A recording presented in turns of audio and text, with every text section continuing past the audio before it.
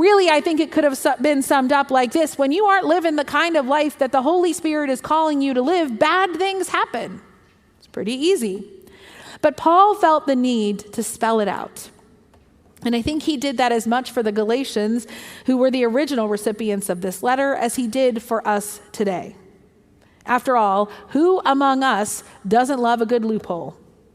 Who among us has not tried to justify our sin and say, surely I can still be a Christian and do insert questionable action here? Or, my sin doesn't really make that much difference.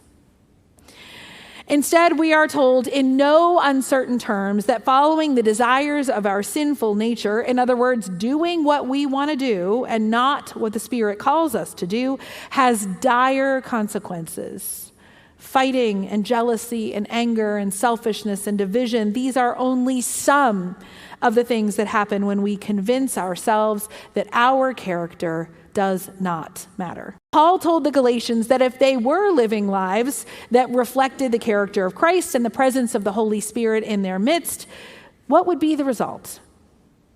Love and joy, peace, patience, kindness, goodness, faithfulness, gentleness, and self-control.